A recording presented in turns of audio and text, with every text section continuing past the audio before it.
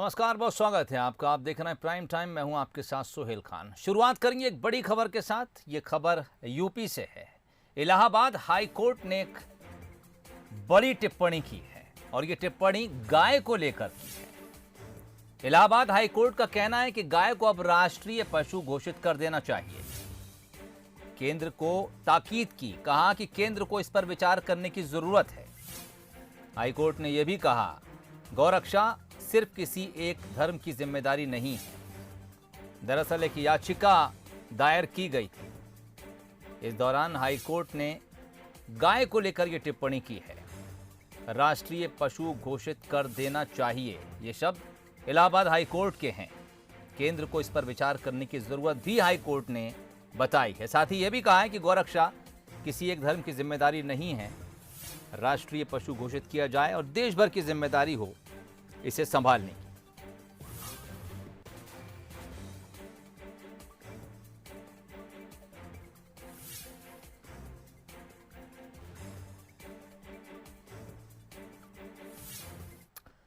चलिए, यूपी के बाद अब बात मध्य प्रदेश की। मध्य प्रदेश में 27% ओबीसी आरक्षण पर रोक बरकरार रहेगी। जबलपुर हाईकोर्ट ने सुनवाई करते हुए अंतरिम आदेश जारी करने से इनकार कर दिया है। साथ ही फाइनल हियरिंग पूरी होने के बाद फैसला सुनाने की बात कही है। अब इस मामले में अगली सुनवाई 20 सितंबर को होगी। आपको बताएं कि सरकार की तरफ से महाधिवक्ता पुरुषेंद्र कौरव और सॉलिसिटर जनरल ने वर्चुअली जुड़कर पक्ष रखा था।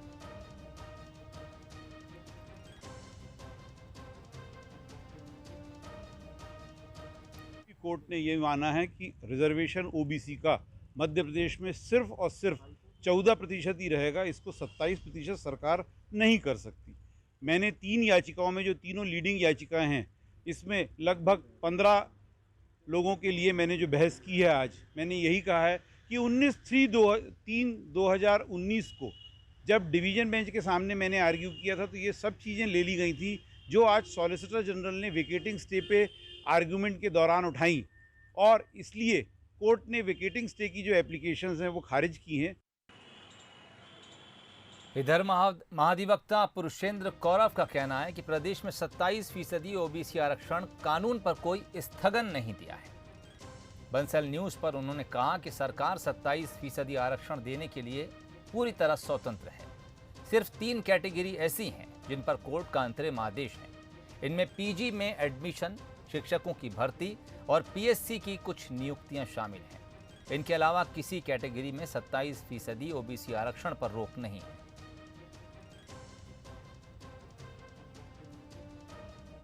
27% आरक्षण के कानून पर हाईकोर्ट का कोई स्थगन नहीं है जी।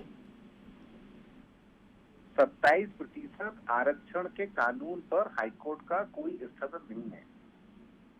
आज भी सरकार ने अनेक विभागों में 27% आरक्षण देते हुए नियुक्तियां की हैं, और मैंने यही सरकार को लिखा है, क्लैरिफाई किया है कि बाकी विभागों में भी 27% आरक्षण पर नौकरी देने के लिए सरकार पूर्णतः स्वतंत्र है। सिर्फ 3 कैटेगरी के केसेस हैं जिनमें कि हाईकोर्ट ने इंटरिम ऑर्डर पास किया था। एक एडमिशन इन पीजी कोर्स, जो 5901 एक पिटीशन है। तो एडमिशन पीजी कोर्स के बारे में कोर्ट का स्टे है, और ये अधिनियम को एडमिशन पीजी कोर्स से इसका कोई संबंध नहीं है। दूसरा, टीचर्स अपॉइंटमेंट में कोर्ट ने कहा कि 14 के आगे नहीं जा सकते हैं जी। और तीसरा, पीएससी अपॉइंटमेंट, जो कुछ मेडिकल ऑफिसर्स वगैरह के पदों पर नियुक्तियां होना थी, जिसको की बाद में 14 तक कोर्ट ने अलाउ कर दिया है जी। तो एज सच ये जो परसेप्शन है कि 27% कानून को कोर्ट ने स्टे किया है, कोर्ट ने ऐसा कोई ऑर्डर नहीं है जिसमें कि कोर्ट ने ये कहा हो कि हम सरकार के इस कानून के प्रभाव को स्थगित करते हैं। ऐसा कोई आदेश नहीं है। हाईकोर्ट ने 27% ओबीसी आरक्षण पर रोक बरकरार रखी है, लेकिन जहां तक सियासी पार्टियों का सवाल है, एमपी में कांग्रेस और बीजेपी दोनों ही पार्टियां एक मत नजर आती हैं। दोनों ही दल न केवल प्रदेश में 27% ओबीसी आरक्षण लागू करने के हिमायती हैं, बल्कि उसके लिए कानूनी तौर पर कोशिश भी कर रहे हैं।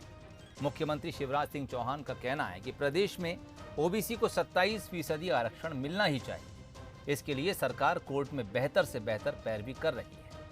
उनका यह भी कहना है कि जरूरत पड़ने पर दिल्ली से वकीलों को जोड़ा जाएगा। जहां तक ओबीसी के आरक्षण का सवाल है, भारतीय जनता पार्टी का दृढ़ और स्पष्ट मत है कि 27% रिजर्वेशन ओबीसी को मिलना ही चाहिए और उसके लिए हमने कोर्ट में जो बेहतर से बेहतर पैरवी हो सकती है उसकी हम लोग व्यवस्था कर रहे हैं। आवश्यकता पड़ने पर दिल्ली से भी एडवोकेट्स जुड़ेंगे, आएंगे और जिन विभागों पर रोक नहीं है वहां हम फिर से भर्तियां निकाल रहे हैं। 27% पर ही भर्तियां होगी। इधर कांग्रेस भी प्रदेश में 27% ओबीसी आरक्षण लागू करवाने की हर संभव कोशिश कर रही है। कांग्रेस की तरफ से अब कोर्ट में बड़े वकील आरक्षण का केस लड़ेंगे। एडवोकेट इंदिरा जया सिंह और अभिषेक मनु सिंघवी हाईकोर्ट में ओबीसी आरक्षण को लेकर कांग्रेस की ओर से पैरवी करेंगे। पूर्व मुख्यमंत्री और पीसीसी चीफ कमलनाथ ने दिल्ली में इन दोनों दिग्गज वकीलों से मुलाकात की है। केस लड़ने के एवज में इन वकीलों का पूरा खर्च भी कमलनाथ खुद उठाएंगे।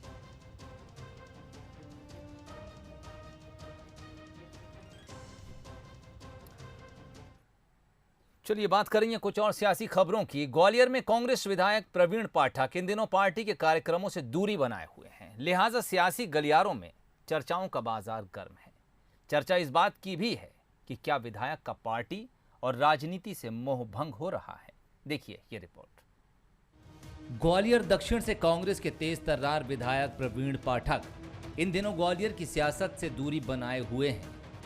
प्रवीण पाठक ने पार्टी के सक्रिय कार्यक्रमों से भी दूरी बना रखी है। अपनी कार्यशैली को लेकर हमेशा चर्चाओं में रहने वाले विधायक का शांत रहना सियासी गलियारों में चर्चा का विषय बना हुआ है। दरअसल एक दो बार ऐसा नहीं हुआ जब विधायक प्रवीण पाठक पार्टी कार्यक्रमों से दूर दिखे हैं। दिग्विजय सिंह के ग्वालियर चंबल अंचल के दौरे के दौरान विधायक प्रवीण पाठक गायब रहे। उससे पहले डॉक्टर गोविंद सिंह ने ग्वालियर में प्रेस कॉन्फ्रेंस ली थी, तब भी कांग्रेस विधायक प्रवीण पाठक नदारद दिखे।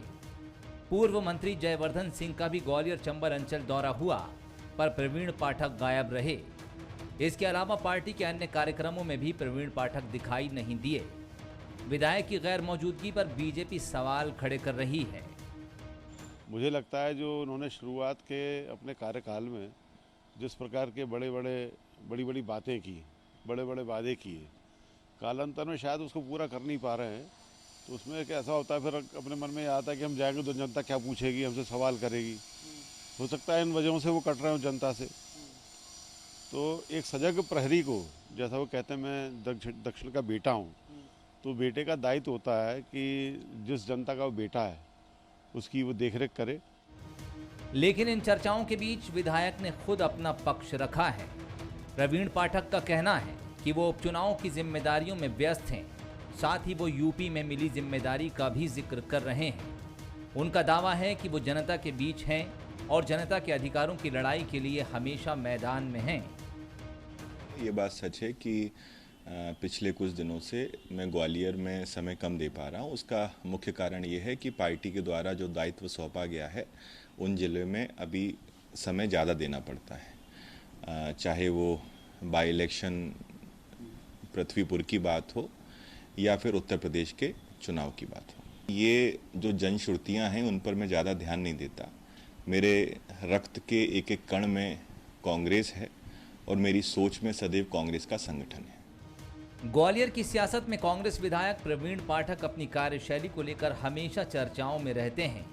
जनता की समस्याओं को लेकर सड़कों पर विरोध करते भी दिखते हैं, लेकिन बीते कुछ दिनों से वो खामोश हैं। वैसे केंद्रीय मंत्री ज्योतिरादित्य सिंधिया के खिलाफ बयानबाजी को लेकर भी वो बीजेपी के निशाने पर हैं। शायद यही वजह है कि विधायक ने साइलेंट मोड पर रहकर नई रणनीति तैयार की है। फिलहाल वो पृथ्वीपुर विधानसभा सीट को जिताने के लिए जी तोड़ मेहनत कर रहे हैं। प्रहलाद सेन, बंसल न्यूज, ग्वालियर। बीजेपी के राष्ट्रीय महासचिव कैलाश विजयवर्गीय ने पीसीसी चीफ कमलनाथ पर बड़ा बयान दिया है। उन्होंने कहा कि कमलनाथ अपनी अंतिम सियासी पारी खेल रहे हैं। इस बयान का असर ये हुआ कि अब राजनीतिक गलियारों में इस पर बहस गर्मा गई है। कैलाश का कमलनाथ पर निशाना, अंतिम पारी खेल रहे कमलनाथ। बयान का उपचुनाव कनेक्शन, एमपी की सियासत में भी मंथन। कहते हैं सियासत की कोई उम्र नहीं होती, लेकिन एमपी में पीसीसी चीफ कमलनाथ की उम्र पर राजनीतिक बहस गर्म है। बयान बीजेपी के राष्ट्रीय महासचिव कैलाश विजयवर्गीय ने दिया। उन्होंने कमलनाथ की सियासी पारी को जीवन की अंतिम पारी कह दिया। ऐसा है कि आप कमलनाथ जी के पास अब कुछ काम है नहीं, अपने जीवन की अंतिम पारी खेल रहे हैं तो पूरा जोर तो लगाएंगे। अंतिम पारी खेल रहे हैं तो पूरा जोर तो लगाएंगे। मध्य प्रदेश में 4 उपचुनाव होने हैं, 1 खंडवा लोकसभा सीट तो 3 विधानसभा की सीटें खाली हैं।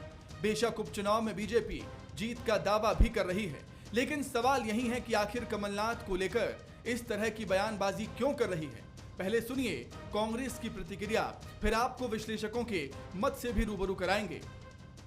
कमलनाथ जी तो कई पारियां खेल चुके हैं। कैलाश जी, आपकी पारी खत्म हो चुकी है। पश्चिम बंगाल के जो परिणाम है उसने आपकी पारी खत्म कर दी है, तो आपकी पारी तो खत्म हो गई पश्चिम बंगाल के बाद। आप आपकी चिंता करिए। कमलनाथ जी ने तो कई पारियां खेली और अभी कई पारियां खेलेंगे इस उम्र में भी, लेकिन आपकी तो कम उम्र में ही पारी खत्म हो गई, उस पर विचार करिए। राजनीतिक विश्लेषकों की माने तो अंतिम पारी वाले बयान में बेचैनी छिपी है। कांग्रेस की सरकार गिरने के बाद बीजेपी को लग रहा था कि केंद्र की राजनीति में कमलनाथ लौट जाएंगे, पर ऐसा हुआ नहीं। कमलनाथ बीजेपी को टफ फाइट दे रहे हैं। उनका छिंदवाड़ा मॉडल तो एक उदाहरण है ही। ये भी कड़वा सच है कि मोदी लहर में भी छिंदवाड़ा में कमलनाथ के किले को बीजेपी ढहा नहीं पाई। अब कमलनाथ डटे हैं तो बीजेपी अब उम्र का जिक्र कर दबाव बनाती दिख रही है। अब इसका कितना फायदा मिलेगा, ये भी बड़ा सवाल है। Bureau report, Bansal news. बात करेंगे छत्तीसगढ़ की, जहां बीजेपी का चिंतन शिविर जारी है। बस्तर में 3 दिवसीय चिंतन के जरिए बीजेपी आने वाले चुनाव की रणनीति तैयार कर रही है। बीजेपी का मानना है कि वो सरकार की असफलताओं को लेकर अपने पक्ष में माहौल बना सकती है। सियासी लिहाज से बस्तर महत्वपूर्ण है।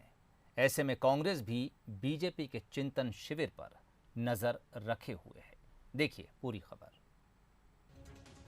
बस्तर में चल रहे बीजेपी के चिंतन शिविर में चिंतन जारी है।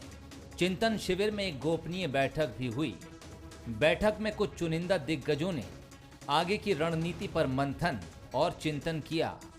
चिंतन और मंथन के बाद बीजेपी प्रदेश प्रभारी डी पुरंदेश्वरी, पूर्व मुख्यमंत्री रमन सिंह ने कांग्रेस सरकार को घेरने के लिए मीडिया के सामने ताबड़तोड़ आरोप लगाए।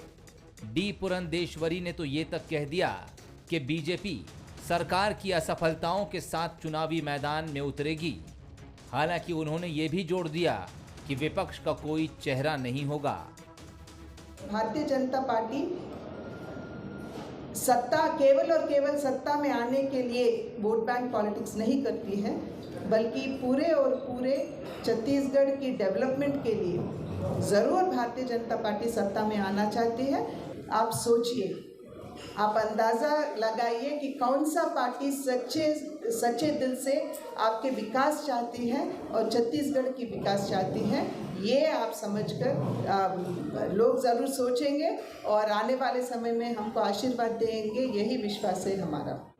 आज छत्तीसगढ़ संकट में है। एक तरह से बिजली का संकट, दूसरा अकाल की छाया, और अकाल की छाया और उसके बाद बिजली की कटौती। और इस परिस्थिति में भी छत्तीसगढ़ के कांग्रेस के अंदर कुर्सी दौड़ चल रहा है। मैडम कब विसिल बजाएंगी और कब कुर्सी में बैठा जाएगा, और ये अनिश्चितता की स्थिति में छत्तीसगढ़ के जनता न केवल परेशान है बल्कि अनिर्णय की स्थिति में बैठे हुए हैं। बीजेपी का चिंतन शिविर यूं तो बस्तर में चल रहा है, लेकिन कांग्रेस इस पर रायपुर से नजर रखे है। खुद मुख्यमंत्री भूपेश बघेल ने बीजेपी के चिंतन शिविर पर तंज कसा है। सीएम का कहना है कि बीजेपी अपने 15 साल के कुशासन को लेकर चर्चा कर रही है। चिंतन शिविर में रमन सिंह को घेरा जा रहा है। भारतीय जनता पार्टी के चिंतन शिविर में जो बातें उभर के आई है, जो मीडिया में देखने को मिला है वो यही है कि वो 15 साल के कुशासन के बारे में चर्चा हो रही है। रमन सिंह को घेरा जा रहा है, रमन सिंह के शासनकाल को कटघरे में खड़ा किया गया है। हालांकि इस बयान के इतर चिंतन शिविर में हो रहे मंथन में कई पहलुओं पर बात हो रही है। हर सीट पर जाति और मुद्दों के हिसाब से चर्चा की जा रही है। खासकर SC, ST और OBC सीटों पर नजर है। बस्तर जैसी आदिवासी सीटों पर बीजेपी धर्मांतरण को भी एक बड़ा मुद्दा बनाने जा रही है। अब कांग्रेस सियासी तौर पर इसे कैसे काउंटर करेगी, इसके लिए इधर भी मंथन जारी है। अभिषेक शुक्ल, बंसल न्यूज, रायपुर।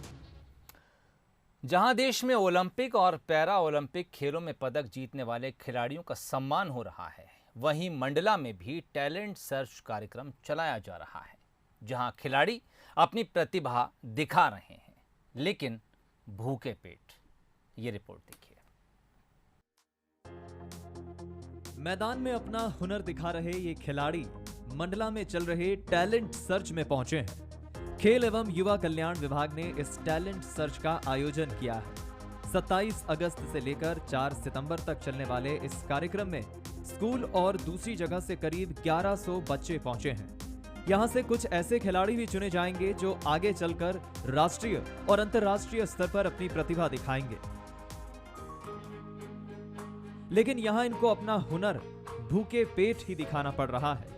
कार्यक्रम में पहुंचे खिलाड़ियों को यहां ना सुबह का नाश्ता मिला और ना ही दोपहर का खाना। बच्चे खुद के रुपए खर्च करके नाश्ता करते दिखे। बच्चे यहाँ 10:30 बजे से कोई 9 बजे से आकर बैठे हैं। सारी व्यवस्था है, लेकिन हर बच्चे को नहीं मिल पा रही। किसी को मिल पाई, किसी को नहीं मिल पाई। अब फिल्टर है तो फिल्टर के पास ग्लास नहीं है, तो अब किस में पिएगा बच्चा पानी। अब यहाँ भोजन की या कुछ खाने की कुछ व्यवस्था नहीं दिख रही है। अभी तक हम लोग कुछ खाए भी नहीं और कुछ पिए भी नहीं है और कब से बैठे हैं। वाहन वगैरह तो कुछ भी प्रोवाइड नहीं किया गया है। जो जितने भी बच्चे हैं हमारे साथ में और हम जो आए हैं सिर्फ अपने खर्चे से आए हैं, सब बस से आए हुए हैं। सुबह से करीब यहाँ पे हम लोग 9 बजे पहुँचे हैं। उस समय से अभी तक नाश्ते के लिए तो कोई व्यवस्था नहीं है। बस 2 केला, अभी वो भी लास्ट एंडिंग पे जब हमारा पूरी तरीके से फिजिकल टेस्ट हो जाता है तभी 2 केला दिया जाता है। खाने वगैरह की व्यवस्था तो अभी तक कुछ नहीं है। वहीं मामले पर खेल अधिकारी अव्यवस्थाओं का ठीकरा शिक्षा विभाग पर फोड़ रहे हैं। इधर पीटीआई टीचर का कहना है कि बच्चों का किराया दिया गया है, साथ ही बच्चों को फल भी दिए गए हैं। इसके लिए अलग से उन्हें कोई बजट नहीं मिला। जहाँ तक बच्चों के भूखे पेट रहने की सवाल है, तो जितना भी बच्चों के जो रिफ्रेशमेंट का है वो आदिम जाति विकास और शिक्षा विभाग द्वारा उनको दिया जाना है। खेल विभाग को केवल ऑफिशियल्स के लिए बजट प्राप्त हुआ है और बच्चे जितने भी पार्टिसिपेट कर रहे हैं इनके पूरे वहन की जिम्मेदारी फल फ्रूट की और ये सब की शिक्षा विभाग और ट्राइबल विभाग की है। आदिम जाति जनजाति कार्य विभाग से हमें कोई बजट नहीं मिला है। हमें वहाँ से आदेश आया है कि जो हम कीड़ा शुल्क लेते हैं स्कूल में, उसी से बच्चों को आने जाने का किराया और खाने का पैसा दिया जाए। जो बच्चे स्कूल में प्रिंसिपल को बिना बताए यहाँ आ रहे हैं तो उन्हीं को कुछ नहीं हो पा रहा। जो बच्चे स्कूल में वो प्रॉपर स्कूल जाएँ और स्कूल में पेशार को बताएं तो उनको एक टीचर के साथ भेजा जा रहा है, किराया भी दिया जा रहा है और खाना भी दिया जा रहा है। कुल मिलाकर जिम्मेदार कुछ भी कहें, लेकिन कहते हैं कि तस्वीरें झूठ नहीं बोलती। खाना बांटते ये बच्चों की तस्वीरें कार्यक्रम में अव्यवस्थाओं की पोल खोलने के लिए काफी है। देवेंद्र यादव, बंसल न्यूज, मंडला। यूं तो आमतौर पर किसी भी मनुष्य को स्वस्थ जीवन के लिए दिन में 6 से 8 घंटे की नींद लेना जरूरी होता है। डॉक्टर्स भी सामान्य तौर पर मनुष्य को नींद पूरी करने की सलाह देते हैं। लेकिन रीवा में एक शख्स ऐसा भी है जो पिछले 48 साल से सोया ही नहीं है। जी हां, हम बात कर रहे हैं रीवा के रहने वाले retired joint collector Mohanlal Dwivedi की, जिन्होंने साइंस को पूरी तरह से मात दे दी है। मोहनलाल का दावा है कि वो पिछले 48 साल से सोए नहीं है। इतना ही नहीं, मोहनलाल को चोट लगने पर दर्द का एहसास भी नहीं होता। बड़ी बात यह है कि मोहनलाल को ना ही कोई बीमारी है और नींद न आने के चलते इन्हें कोई तकलीफ भी नहीं होती। वो पूरी तरह से स्वस्थ जीवन जी रहे हैं। मोहनलाल की पत्नी और बेटी भी दिन में सिर्फ 3-4 घंटे की ही नींद लेते हैं। आपको बताएं कि मोहनलाल की 1973 में लेक्चरर की नौकरी लगी थी, जिसके बाद उन्होंने अपने अंदर ये बदलाव महसूस किया। इसके बाद उन्होंने कई डॉक्टर से भी संपर्क किया, लेकिन कोई भी उनकी इस अनोखी समस्या का समाधान नहीं निकाल पाया। मामले में मानसिक रोग विशेषज्ञ धीरज मिश्रा ने कहा इस तरह का ये पहला मामला उनके सामने आया है, जिसकी जांच के बाद ही मोहनलाल में इस अनोखे बदलाव का कारण सामने आ पाएगा। नींद शरीर के लिए बहुत ही आवश्यक है, जैसे आपका सांस लेना आवश्यक है, दिल की धड़कन आवश्यक है, इसीलिए दिमाग को संतुलित रखने के लिए नींद आवश्यक है। बहुत सारी ऐसी बीमारियां होती हैं कि जिनमें नींद कम हो जाती है, नींद ज़्यादा हो जाती है, तो ये एक प्रकार की समस्याएं ऐसा कॉमन है, देखने में आया है। और इसका सबसे महत्वपूर्ण ये कि अगर आपको संवेदनाएं नहीं होंगी तो आप अपने शरीर का ध्यान नहीं रख पाएंगे। क्या कारण है कि उनको संवेदनाएं महसूस नहीं हो रही, उसका तो परीक्षण करने के बाद, मरीज को देखने के बाद और कुछ जाँचें कराने के बाद ही बताया जा सकता है। इस खबर के साथ ही प्राइम टाइम में फिलहाल इतना ही। इजाज़त दीजिए, नमस्कार।